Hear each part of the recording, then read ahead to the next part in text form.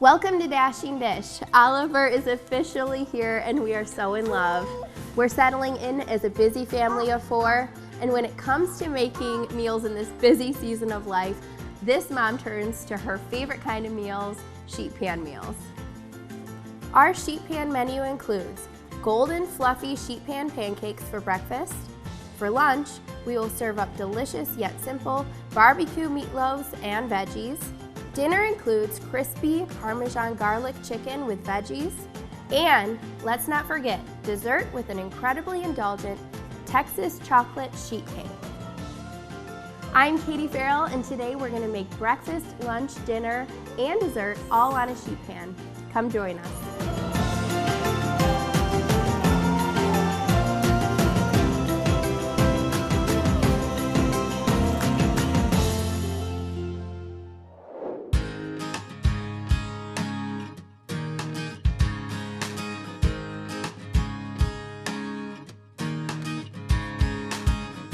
Today's show is going to start off with breakfast on a sheet pan. So we're going to make sheet pan pancakes, which I know might sound a little bit strange, but what I love about it is it's really just a delicious, fluffy, golden pancake that's all on one pan. So you don't have to sit there flipping the pancakes, and you can top them with whatever you like on your pancakes.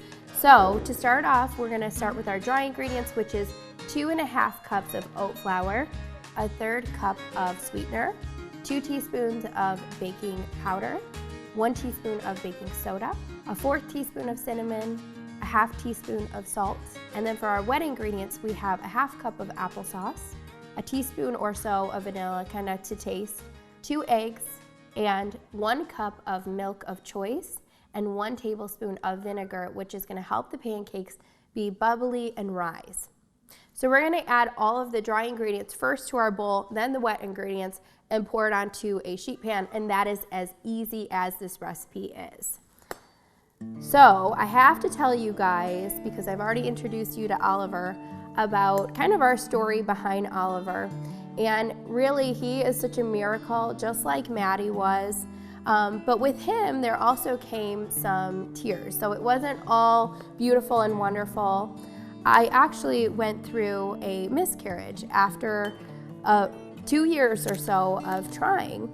And so that was absolutely devastating for my husband and I because, you know, we waited so long. We were so excited to finally see that we were indeed pregnant. And then to lose a baby was just absolutely heartbreaking. But I'll never forget when we got the news that, you know, we lost the baby, that God just sprang this hope up in me immediately, where I just knew that I knew that God would redeem this story, that it wouldn't end there. And sure enough, it was only about 2 months later, I found out I was pregnant again. And when I told my doctor that I was pregnant, he actually discouraged me from being so hopeful. He said, you know, it was a little bit too soon. I'm a little bit concerned about this pregnancy, not too sure how it'll turn out. And I just clung to the hope that this baby was a gift from God, and that, you know, God was going to see to it that this story would be redeemed for us. And so, lo and behold, we had Ollie, Oliver James, who we call Ollie, and sometimes we call him Ollie Pop for short, which is super cute. But we had Ollie 9 months later.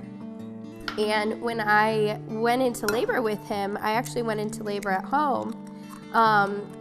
It just was very fast. It was a very fast labor. And when we got to the hospital, I thought that we were going to have him within like an hour of getting to the hospital. But, you know, things took a turn there as well. And things just didn't progress in the right direction. And so I ended up needing to get a C-section, which I honestly never thought would happen to me. You know, I used to be a labor and delivery nurse. So for me, I just thought that, C-sections and seeing them up close and seeing them for other women, it just looked like it was something that I never ever wanted to be a part of for my body, because it really, it was just not the plan that I had in mind. And so when I ended up going through a C-section, I was, of course, very thankful that Oliver and myself were healthy and that everything turned out well. But I felt really confused and really sad. And I just remember talking to God and saying, God, what happened? Because I had a really scary labor with Maddie as well. And I just really was praying and hoping during the pregnancy that, all would be well and it wouldn't happen again where I would go through any sort of trauma. And God just spoke to me very gently and said to me, Katie, whether you see it this way or not, I did, in fact, redeem everything about this pregnancy. And how you know that is because Oliver is here, and he's healthy, and he's in your arms right now. And I realized that, even in the midst of every single storm, we can always choose to find the good in everything that God has for us, because He truly does take everything that looks like ashes, everything that is tragic or traumatizing or anything hard we go through, and He will make something beautiful out of it. But we have to look for Him and look for His heart, look for His redemption in everything.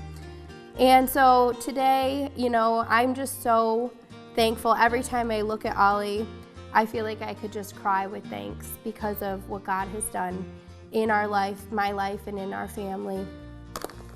And one of the greatest things about Him is looking at Him and realizing that every single prayer that I prayed for Him, actually, truly, God showed off, even in the little details. I prayed that He would have a dimple. He has one dimple. I prayed that He would be blonde. He's blonde. And not any of that really matters, but it's just the way that God, kind of just shows off in the details. But my favorite prayer of all that I prayed for Him that I see daily is that He would be a good eater. Because after Maddie and kind of just experiencing a picky eater, that was something that was so my heart's desire. And now I can see so very clearly that God truly does love to answer prayers because He is the best eater ever. So these pancakes, you can see how easy that was. I just literally mixed everything together in a bowl, poured it on a sheet pan, and now we're going to bake this 425 degrees for about 20 minutes or until a toothpick comes out clean, and then we're going to top them with some strawberries or whatever you like on your pancakes.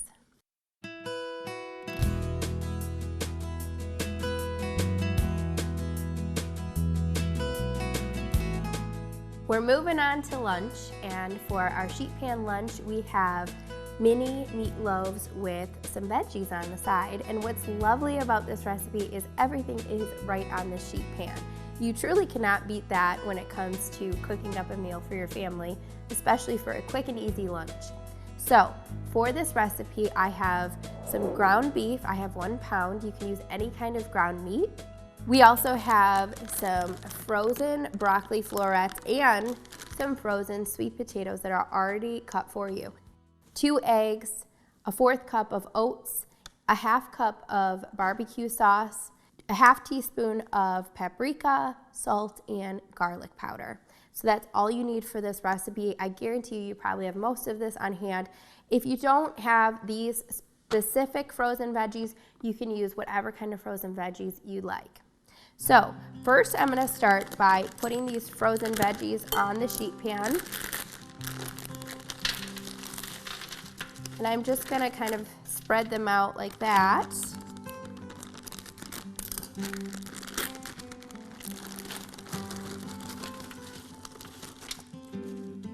Okay, and you just want to kind of get them so they're all nice and flat. Nothing's on top of each other so that it cooks up nicely. And then we're going to spray it with some cooking spray. I like to use avocado oil because it is a high heat spray. So meaning you can go up to 450 degrees when you're cooking with it. And it also has a really good healthy oil in it. Then I'm just gonna do a little bit of salt. And this is just really to taste on these veggies.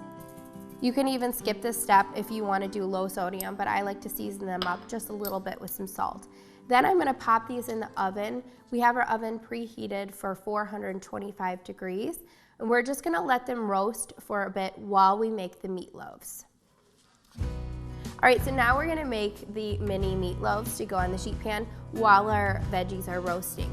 So we have some salt and paprika and garlic, but you can add any kind of seasonings. That's what I love most about cooking.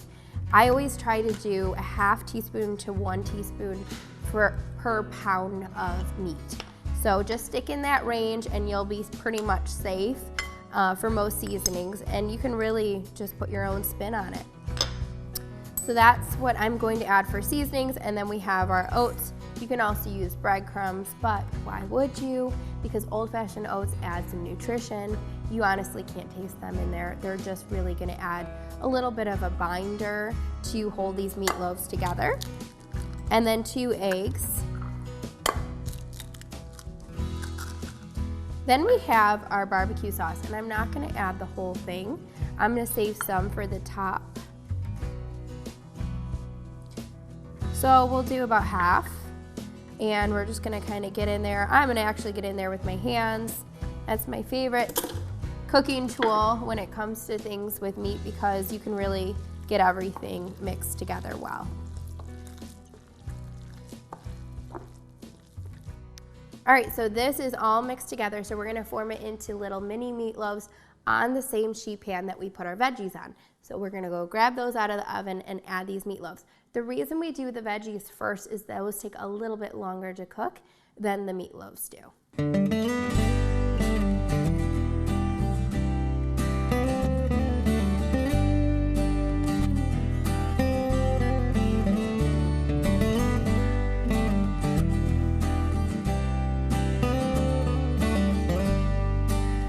So now we're going to top these meatloaves with the rest of the barbecue sauce. So just about a tablespoon or so on each. And this will kind of form a glaze as they cook up, which will be absolutely delicious. So now I'm gonna put this back in the oven for 20 minutes, and make sure you test the meat with a meat thermometer. If you're using beef, 145 degrees. If you're using chicken or turkey, 165 degrees or more. Coming up next, entice your family to enjoy asparagus and potatoes when you make this delicious crispy Parmesan garlic chicken. It's made easy, all in one pan.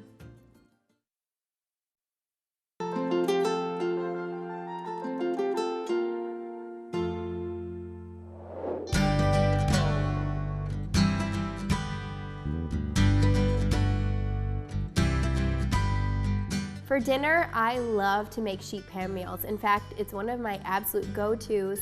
I usually have 1 or 2 sheet pans that I just layer with a bunch of ingredients that my family will eat, and there you go. You have an entire meal ready in just minutes. So one of my absolute favorites personally is this chicken and Parmesan garlic vegetables that we have on a sheet pan. The chicken gets crispy. The vegetables are coated in Parmesan and garlic. Everything tastes delicious. And I choose to use 2 of my favorites and my kids' favorites, which is asparagus and potatoes. So what I like is the potatoes tend to get eaten by my husband and kids a little bit more, and I tend to go a little more for the asparagus. So that's what I try to do, is think about how can I make a meal that my entire family will eat. And the chicken, everybody loves. So in order to make this recipe, I have about a ½ pound of potatoes, a bundle of asparagus, 1 teaspoon of garlic powder, a ½ teaspoon of salt, and 1 tablespoon of Italian seasoning. We also have 1 cup of Parmesan, 1 cup of breadcrumbs, a pound or so of chicken, 2 eggs, and a 1/4 cup of buttermilk or milk of choice. So what I'm gonna do is I have 2 bowls here, and I'm kind of just gonna do a breading station. And I'm gonna start with my seasonings. You can do any kind of seasonings that you like.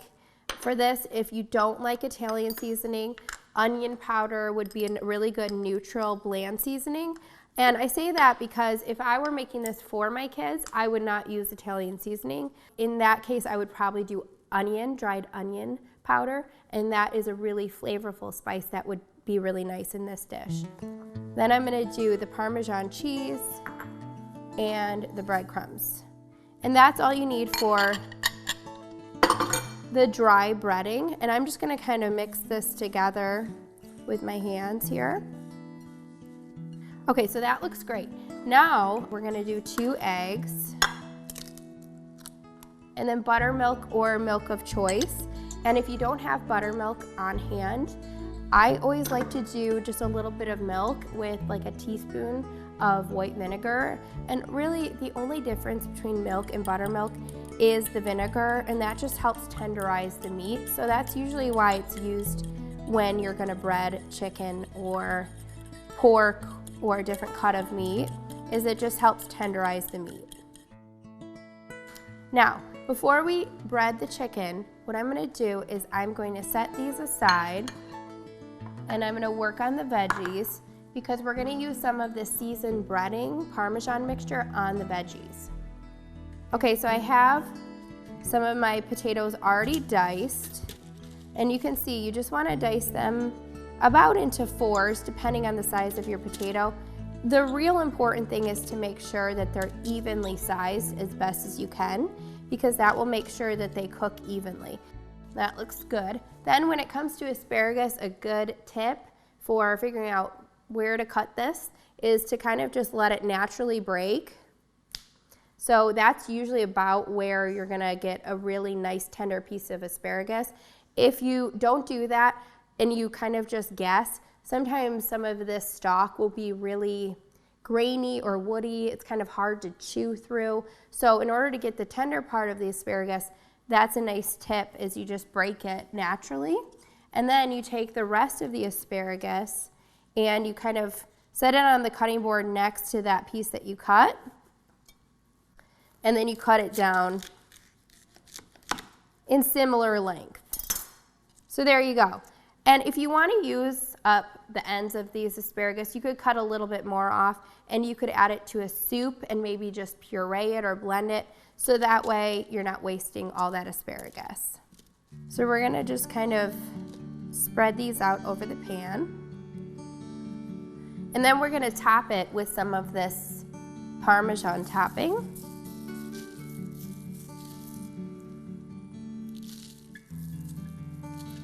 Okay, so now all that's left to do is to bread the chicken and add it to the pan. So we have about 1 pound or so of chicken, and we're gonna dip it first, just a few pieces at a time, in the wet. And then we're gonna go into the dry ingredients. Then we're just gonna add the chicken to the pan. Just kind of tuck it into the veggies. Just like that. And you don't wanna overcrowd the chicken in the dry ingredients, just a few pieces at a time. All right, and this is ready to go in the oven, 425 degrees for 25 to 30 minutes. Coming up next, who doesn't love a chocolatey dessert? Your family will never guess this indulgent Texas chocolate sheet cake is low in sugar and packed with protein.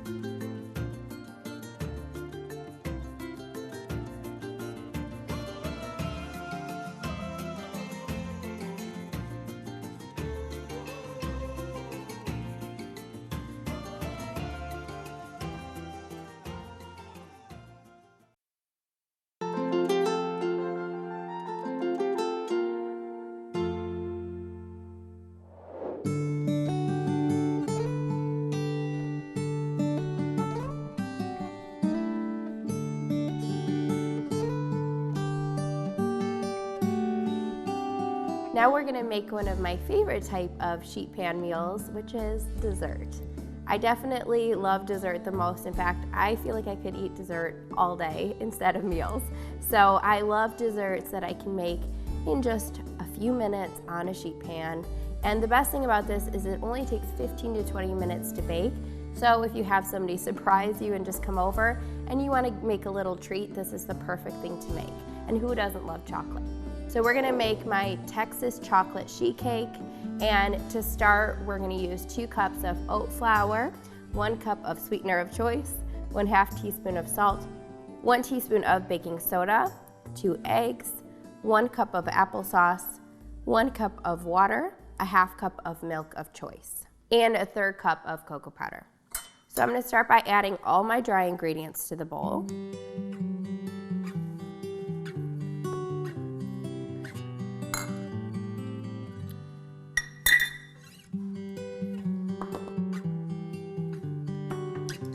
Okay, and then we're gonna give the dry ingredients a little mix. And if you've been watching Dashing Dish for any length of time, you probably already know by now that I like to just do everything in one bowl, even with baking. Of course, the real proper way to do it is to mix everything dry in one bowl, wet in another bowl, but I've never had any problems with any of my baked goods turning out this way. I just like to first do all the dry ingredients and mix them up really well in the bowl so that everything's combined. Then I add my wet and I mix everything together.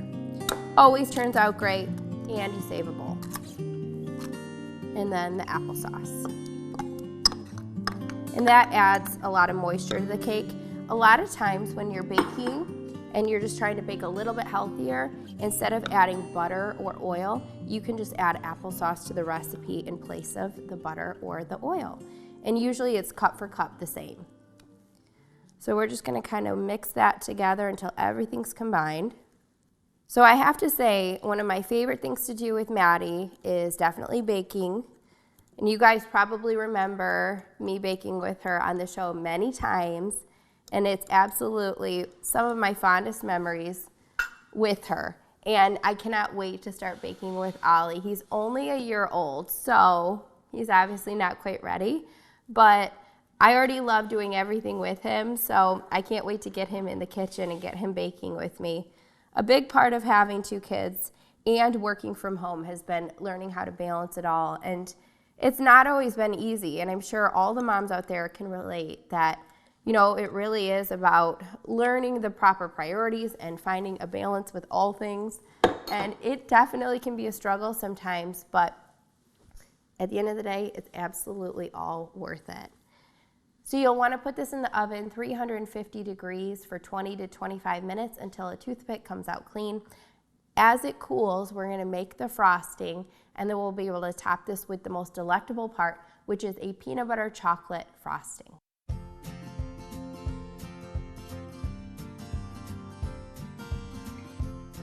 All right, so we're on to the best part of the cake, the frosting.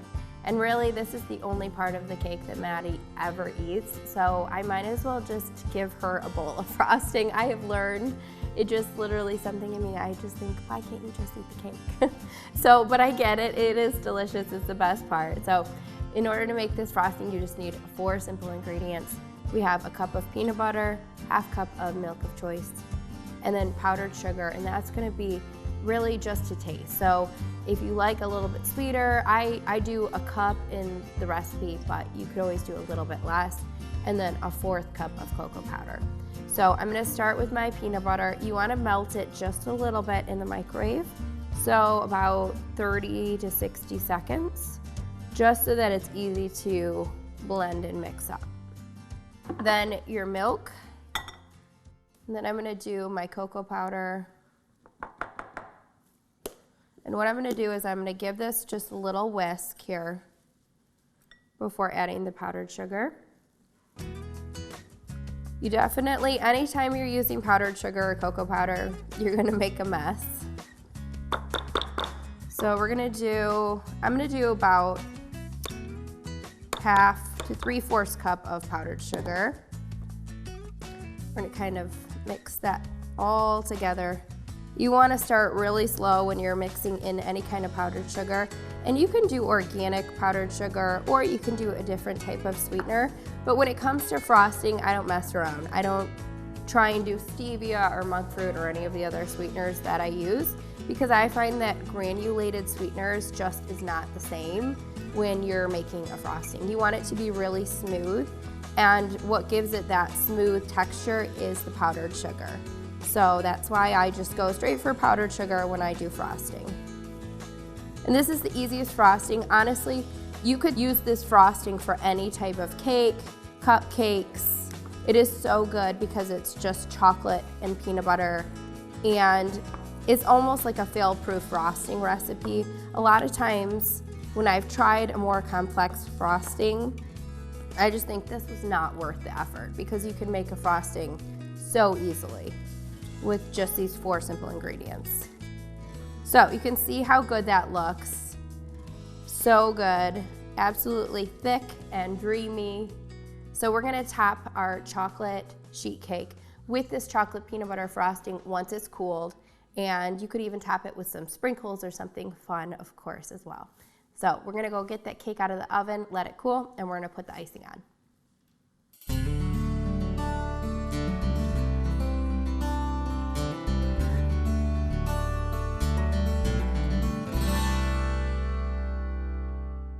Well, I had so much fun introducing you guys to our sweet boy, Oliver James Farrell, and I'm just so thrilled to be able to share all of the different stages of our family's life with you guys. It's been such an awesome experience. But I will tell you that uh-oh, it's just been such a sweet time to be able to share all the different seasons through this journey with you guys.